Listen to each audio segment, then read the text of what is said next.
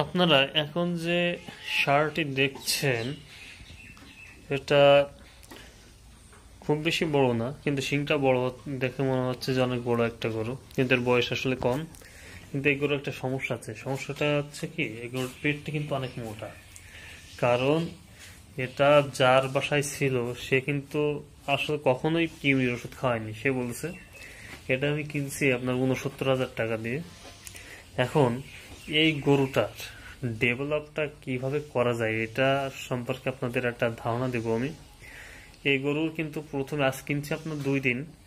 আজ সকালে কৃমির ওষুধ খাওয়াই দিয়েছি দুটো। আজ সকালে না, সরি, কালকে, গতকাল দুটো কৃমির ওষুধ খাওয়াইছিলাম। আজ কিন্তু এর ইঞ্জেকশন দেবো। এখন ইঞ্জেকশনটা দেবো কি, ভিটামিন ইঞ্জেকশন, ক্যাটাফর্স আর অ্যামাইনো দেবো।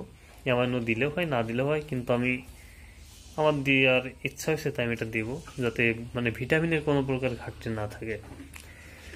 আর একটার সাথে দেওয়া যায় আপনার হচ্ছে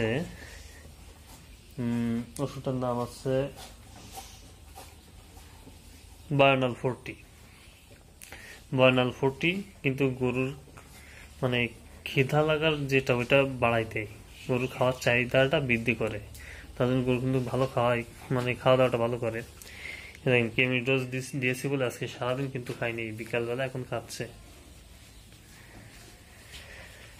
এবং এই যে ডোজটা দেব, এরপরে কিন্তু আপনার এই যে কিমি ওষুধটা খাওয়াইছে এখন 19 দিনের মাথায় এর কিন্তু একটা নাইট্রোনিক্স দেবো। ওটাও কিন্তু একটা কিমির ওষুধ। ওটা আপনার চামড়ার তলে পুশ করতে হয়। উপরে এই ট্রিটমেন্টগুলো দেওয়ার পরে ওটা কিন্তু পুরোপুরি একটা লাইনে চলে আসবে। এই যে পেটটা দেখতেছেন এখন পেট মোটা, এই পেট মোটা কিন্তু থাকবে না। আর এই যে ইঞ্জেকশনটা কিভাবে দিবেন সেটাও আমি দেখাবো। ইঞ্জেকশন দেওয়ার একটা সহজ টেকনিক আছে। আপনার এই গলার কিনা একটা দড়ি বেঁধে পাশে টান বেঁধে রেখে সহজেই দেওয়া যায়, সেটাও আমি দেখাবো। তবে আমি যে ট্রিটমেন্টের কথা বললাম, যারা নতুন গরু কিনছেন, যে ট্রিটমেন্ট দেবেন ভাবছেন, ডাক্তার নিয়ে আসে, ডাক্তার ছাড়া কিন্তু আমি যেগুলো বললাম এগুলো আপনারা দিলে রেজাল্ট কিন্তু ভালো পাবেন। কারণ আমি নিজে এগুলো ইউজ করব, এর আগেও করেছি, এখন এই গরুটাও সেম পদ্ধতিটা ইউজ করব।